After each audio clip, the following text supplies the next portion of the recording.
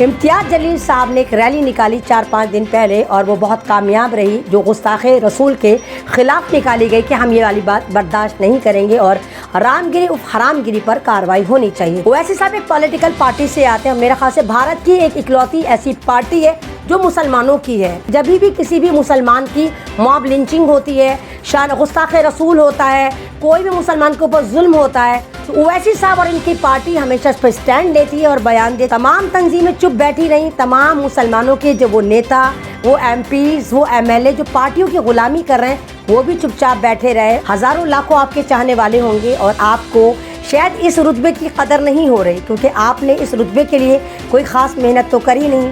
یہ جمعیت جو ہے وہ 100 سال پرانی ہے۔ این آر سی کے وقت ہم لوگ سردی میں کس قدر کڑاکے کی سردی میں اور کس طرح حالات میں بیٹھے تھے اور کس طرح این آر سی کی وجہ سے آج بھی ہزار مسلمان دلی کی جیلوں میں بند ہیں۔ جو این آر سی میں شامل تھے وہ ایکٹیوسٹ ابھی بھی جیلوں میں بند ہیں۔ بھاگلپور دنگا ہوا تھا بہار میں جب کانگریس کی سرکار تھی، ہزار مسلمانوں کو مار دیا گیا تھا اور اوپر سے گوبھی اگا دی گئی تھی تاکہ پتہ نہ چلے کہ وہ نرسنگھار کانگریس کے دوارا وہاں پر۔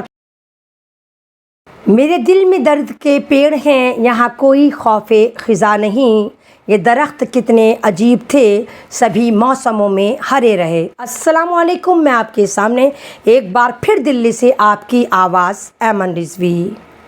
آج میں ایک ایسا مدعا لے کر آئی ہوں شاید جس پر میں بات کرتے ہوئے 2-3 دن سے بہت زیادہ پریشان تھی کہ اس پہ بات کروں نہ کروں، کیونکہ میں جن کے بارے میں بول رہی ہوں وہ بھی میرے اپنے ہیں اور انہوں نے جن کے بارے میں بولا ہے وہ بھی ہمارے اپنے ہیں۔ میں بات کرنے آئی ہوں محمود مدنی صاحب کی۔ محمود مدنی صاحب ایک اسٹیٹمنٹ ان کا بڑا وائرل ہو رہا ہے، بلکہ ان کے تو اسٹیٹمنٹ وائرل ہی ہوتے رہتے ہیں۔ اس میں وہ کہہ رہے ہیں بیٹھ کر کہ وہ چاہتے ہیں کہ این آر سی لاگو ہو، تو اس لحاظ سے تو وہ ہم لوگوں کی، اپنی بہنوں کی، اپنی بیٹیوں کی بے عزتی کر رہے ہیں، کیونکہ این آر سی کے وقت ہم لوگ سردی میں کس قدر کڑاکے کی سردی میں اور کس طرح حالات میں بیٹھے تھے اور کس طرح این آر سی کی وجہ سے آج بھی ہزار مسلمان دلی کی جیلوں میں بند ہیں۔ جو این آر سی میں شامل تھے وہ ایکٹیوسٹ ابھی بھی جیلوں میں بند ہیں۔ کتنی یو پی میں بھی گولیاں ماری گئیں، جب وہ بجنور میں پروٹیسٹ چل رہا تھا یا کانپور میں پروٹیسٹ چل رہا تھا، سیدھے وہاں پہ گولیاں ماری گئیں۔ لکھنؤ میں پروٹیسٹ چل رہا تھا، مطلب اس پروٹیسٹ کی وجہ سے بہت سارا ظلم بھی ہماری قوم نے اٹھایا، اور یہ ایک ایسا پروٹیسٹ تھا جو بھارت کی مسلمان بیٹیوں نے ہمت کر کے اپنے سر پر اٹھایا تھا اور این آر سی لے کر وہ سڑکوں پر بیٹھی تھی۔ لیکن محمود مدنی صاحب نے ایک ہی جھٹکے میں کہہ دیا کہ نہیں، وہ جو میری بہنیں بیٹھی تھی وہ غلط تھیں اور این آر سی لاگو ہونی چاہیے۔ ہم اس کو بھی خون کا گھونٹ پی کر رہ گئے۔ کوئی بات نہیں، آپ ہمارے بزرگ ہیں، آپ بڑے ہیں، آپ دین کے دائی ہیں، ہو سکتا ہے غلطیاں سب سے ہوتی ہیں، آپ فرشتے تو نہیں ہیں کہ آپ غلطیاں نہ کریں۔ لیکن دوسرا ایک بڑی غلطی انہوں نے کری کہ وہ اسد الدین اویسی صاحب کے خلاف کھل کر بولنے لگے۔ ابھی آپ دیکھیے کہ گستاخ رسول والا معاملہ نکل کر آیا 1.5 مہینے پہلے۔ ایک حرام گیری نام کے نقلی فرضی بابا نے مہاراشٹر میں آپ صلی اللہ علیہ وسلم کی شان میں گستاخی کری۔ قاعدے میں تو یہ ہونا چاہیے تھا کہ سب سے پہلا جو مذمتی پیغام ہے وہ مدنی گروپ کی طرف سے آنا چاہیے تھا، لیکن نیل بٹا سناٹا، وہاں سے کچھ بھی نہیں آیا۔ تمام تنظیمیں چپ بیٹھی رہیں، تمام مسلمانوں کے جو وہ نیتا، وہ ایم پیز، وہ ایم ایل اے جو پارٹیوں کی غلامی کر رہے ہیں وہ بھی چپ چاپ بیٹھے رہے۔ اور پھر امتیاز جلیل صاحب نے ایک ریلی نکالی 4-5 دن پہلے اور وہ بہت کامیاب رہی، جو گستاخ رسول کے خلاف نکالی گئی کہ ہم یہ والی بات برداشت نہیں کریں گے اور حرام گیری پر کارروائی ہونی چاہیے تھی۔ ایک دم سے محمود مدنی سامنے نکل کر آتے ہیں اور انہوں نے کہا کہ نہیں، محمد کا معاملہ نہیں ہے، یہ پولیٹیکل ایجنڈے کا معاملہ ہے۔ محمود مدنی صاحب ماشاءاللہ قابل معتبر ہے، ہزاروں لاکھوں آپ کے چاہنے والے ہوں گے اور آپ کو شاید اس رتبے کی قدر نہیں ہو رہی، کیونکہ آپ نے اس رتبے کے لیے کوئی خاص محنت تو کری نہیں۔ یہ جمعیت جو ہے وہ 100 سال پرانی ہے اور یہ آپ کو تھالی میں پروس کے آپ کے آباء و اجداد دے کر چلے گئے۔ بہت ریپوٹیٹڈ پد تھا، آپ کی جمعیت کا نام علماء ہند ہے۔ جمعیت علماء ہند یعنی علماؤں کی جماعت۔ علماء کیا کام کرتے ہیں؟ اپنی کمیونٹی کے لیے اچھے کام کرتے ہیں، ان کو غلط بات کے لیے روکتے ہیں، سرکار سے ان پہ ہو رہے ظلم کے خلاف سرکار پہ جا کے میمورنڈم دیتے ہیں۔ لیکن ہمیں تو جمعیت سے کبھی بھی اس طرح کا کوئی بھی میمورنڈم نہیں ملا جو انہوں نے سرکار کو دیا ہوگا۔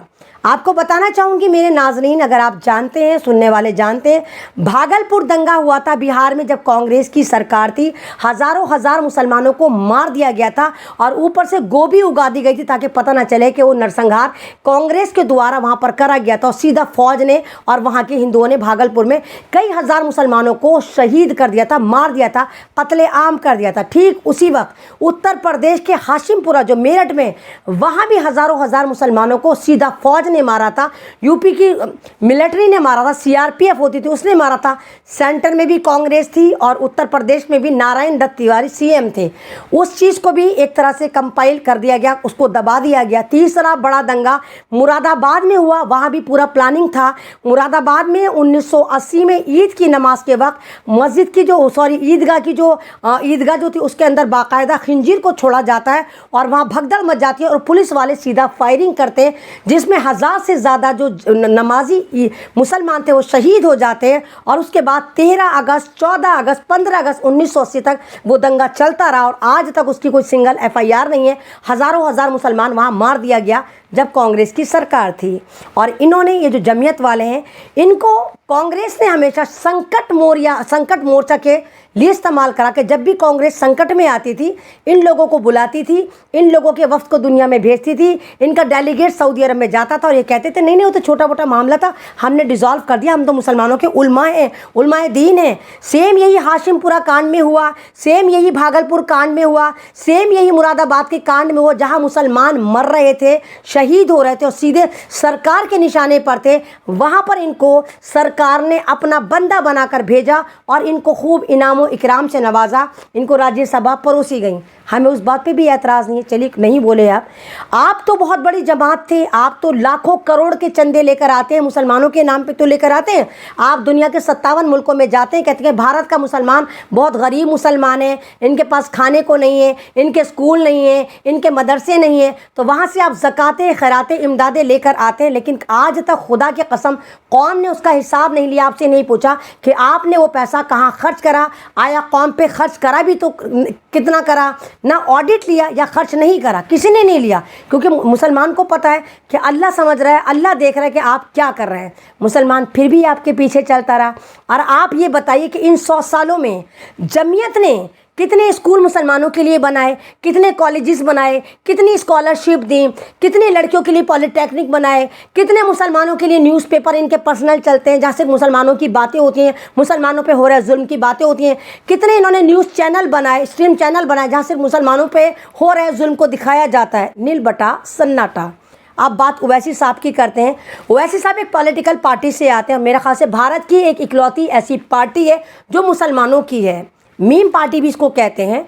और अभी तक का ये रिकॉर्ड है कि जब भी किसी भी मुसलमान की मॉब लिंचिंग होती है, शान गुस्ताख रसूल होता है, कोई भी मुसलमान के ऊपर जुल्म होता है, तो ओवैसी साहब और इनकी पार्टी हमेशा इस पर स्टैंड लेती है और बयान देती है और पार्लियामेंट पे पूरी ईमानदारी के साथ असदुद्दीन ओवैसी साहब जो हैं उस मुद्दे को जाकर